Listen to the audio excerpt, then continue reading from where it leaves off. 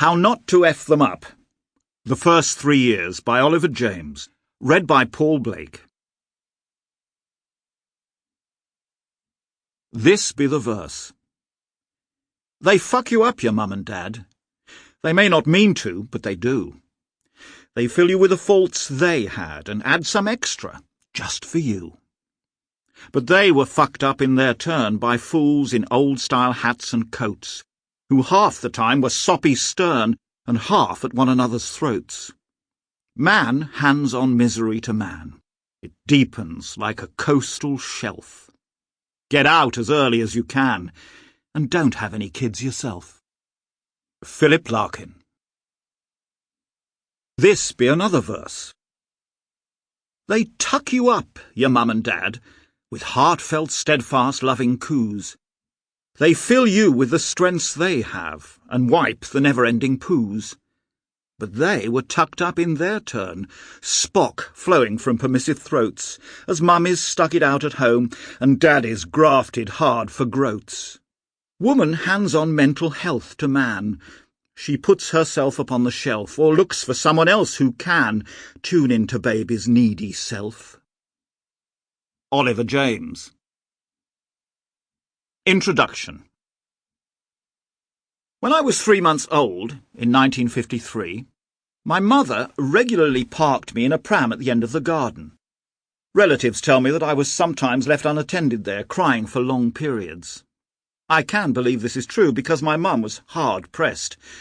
I was the third of 4 children, and by the time my younger sister was born, there were 4 of us under the age of 5, a big burden for any mother. Although I cannot directly remember much, I believe that things did not improve when I started toddling. While my mum was probably pleased to have a son, all my siblings being female, I doubt this enabled her to be very responsive. I suspect she was mildly depressed for most of the time, and I'm sure that she was both tired and irritable.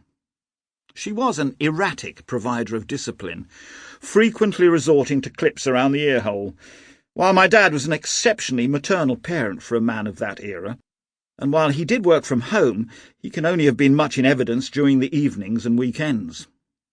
My most vivid early impressions are of my mother's drawn face with downturned mouth. She would slump at the kitchen table, exhausted, and her mood was one of resignation with an undertow of anger. The main moments of emotional relief were provided by her packet of gold-leaf cigarettes. From the first inhalation, she would become animated, as if this death-dealing habit had brought her to life. Indeed, it's a little-known fact that nicotine is a potent antidepressant. For the duration of the cigarette, a light would be switched on, only to fade and die as the next set of burdens confronted her. After a successful career as a psychiatric social worker, my mum qualified as a psychoanalyst. She was well thought of in that Woody Allen world before she gave up work in her mid-30s to care for her children. Her modern-day equivalent would probably have hired a nanny and continued with her career. So I start with these reminiscences to raise 2 questions. How, if at all, did this early care affect what kind of person I became? Would I, as well as my mum, have been better off if she had returned to work? In answer to the first question, I shall be brief, since I doubt you're seeking my autobiography.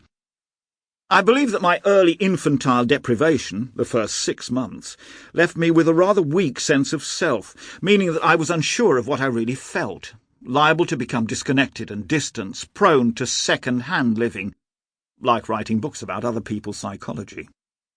I also believe that my mother's unresponsiveness and irritability when I was a toddler made me emotionally insecure. Anyone who was there will tell you I was often surly, aggressive, and what is technically known as avoidant. Having felt rejected by my mum, I feared rejection in relationships, expecting others to be hostile or neglectful. As an avoidant boy, I would get my rejection in first, liable to hit other children or to give them the cold shoulder, making the assumption that they would do this to me if given a chance.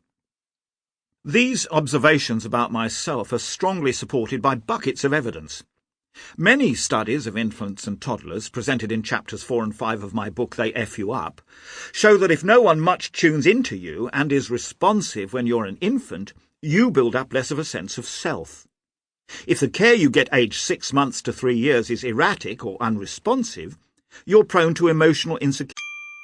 Sample complete. Ready to continue?